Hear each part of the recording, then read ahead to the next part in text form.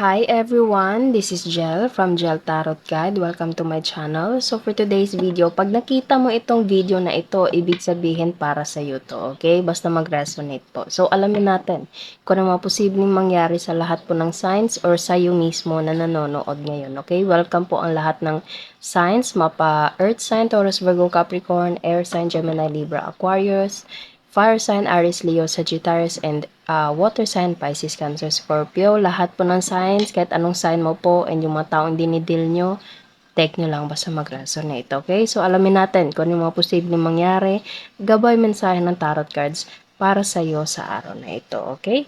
So, reminder lang na ito ay general reading po, so pwede pong mag-resonate sa iyo, pwede pong hindi, okay? And, ang energies na lalabas dito, ay pwede po sa lahat, ma-feminine or masculine man yung dinidil nyo po, or ikaw mismo, babae, lalaki, LGBT man, take lang basta mag-resonate. Pag hindi, wag pong ipilit po, okay? So, shuffle muna natin, and alamin natin kung ano magiging advice ng tarot card sa'yo sa araw na ito, okay? So, ano po ang message po for this person na nanonood ngayon? Ano po ang mensahe niyo po sa taong nanonood ngayon? Two of Swords. Okay, so pwede meron kang hindi kinakausap na tao, and pwedeng ito ay Air sign, Gemini, Libra, Aquarius. Okay, o kung hindi naman, kahit anong sign po sinabi ko po kanina, pwedeng meron ding silent treatment, pero everything will change.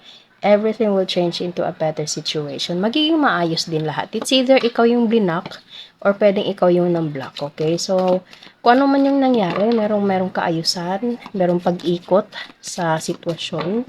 Okay, so, ano pa po ang message po for this person na nanonood ngayon? Ooh! 10 of Cups. Happy family. Wow! So, kung ano man tong Two of Swords na nandito, magiging maayos din lahat. Okay? So, pwedeng ito ay asawa mo, pwedeng meron ka ng asawa, or pwedeng ito ay family member mo lang din. Okay? Pwedeng hindi ka nag-uusap, pwedeng kapatid mo to, pinsan, tito, tita, pwede ding asawa, boyfriend, girlfriend, okay? Kahit ano man, basta there's an happy family. Isa to sa mga pinaka gusto kong card kasi kitang-kita nyo maganda yung card na nandito. Okay, masayang pamilya, punong-puno ng kasiyahan. And also, pwedeng ikaw ay member ng LGBT kasi meron tayo ditong rainbow. So, pwedeng ikaw ay member ng rainbow tribe. Pero kung hindi naman, it's okay lang po. So, there's a blocking, there's a silent treatment, there's something na parang pag-iwas, okay? So, kung ano man yon, it's either ikaw yung iniwasan or ikaw yung nang-iwas. Pero, everything will change. Merong pagbabago na mangyayari na kung saan ang result nun isa to, 10 of Cups. Sobrang ganda, okay? Kahit anong definition po yan, pwedeng ito ay sa family matter, or kung hindi naman, pwedeng sa pag-ibig, okay? Sa trabaho. And, ang dami dito, okay? Marami yung nag-flip. Sige, basahin natin, okay?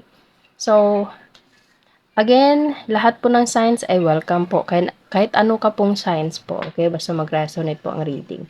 Three of Cups, celebration.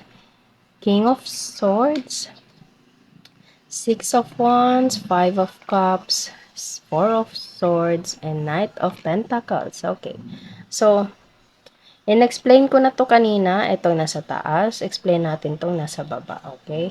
So, meron tayo ditong Three of Cups. Three of Cups is all about celebration. Oh, wow.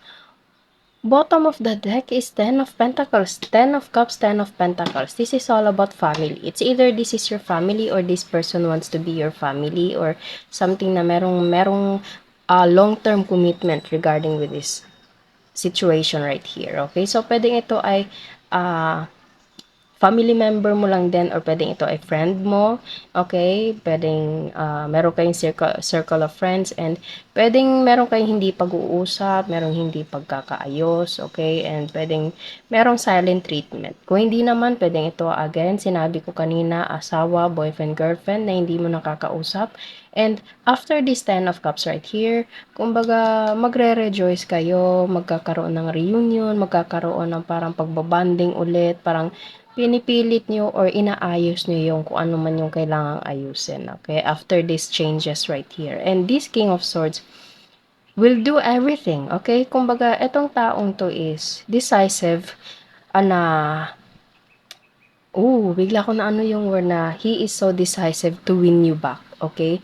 Gagawin niya lahat para mapabalik ka sa buhay niya. Pwedeng ganun, okay? Kasi meron tayo ditong Six of Wands, and this Six of Wands represents as victory, okay? So, kung ano man 'tong nangyayari dito, gusto niyang gawin lahat-lahat, mapabalik ka lang sa buhay niya, okay? Or puwedeng, maging maayos yung lahat ng mga bagay na kailangang ayusin.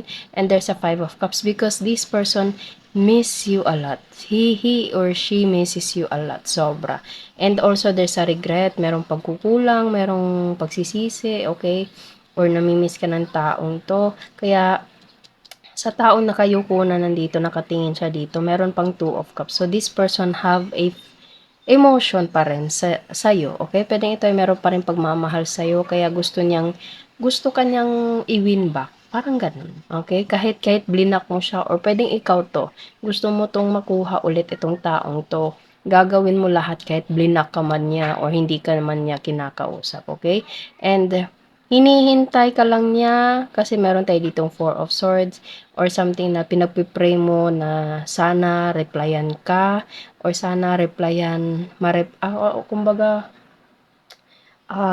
this person is naghihingi ng signs na sana replyan mo siya, ano ba yung dapat gawin, okay? He or she may parang praying for you, okay? Or puwedeng ikaw 'to na parang, you're resting and at the same time, nananalangin ka na sana ganito, sana ganyan.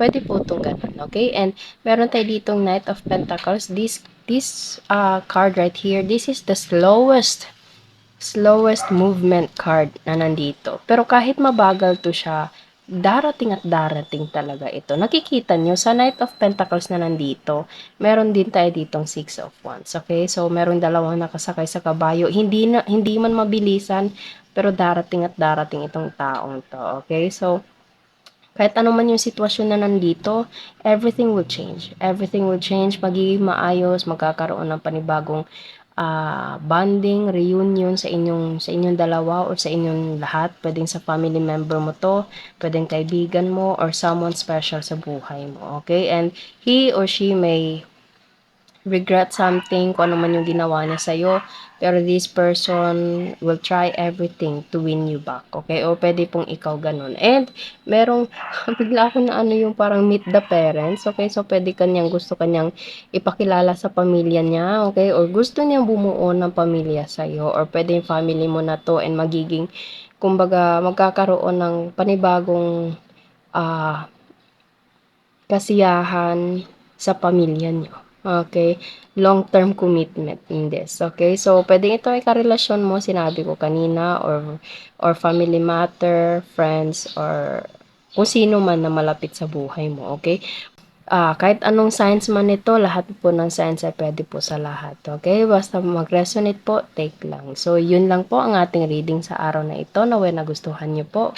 Huwag niyo po sanang kalimutan na mag-like at mag-subscribe po sa ating channel and click the bell button para ma-notify po kayo sa next videos na i-upload natin, okay? So, thank you and God bless!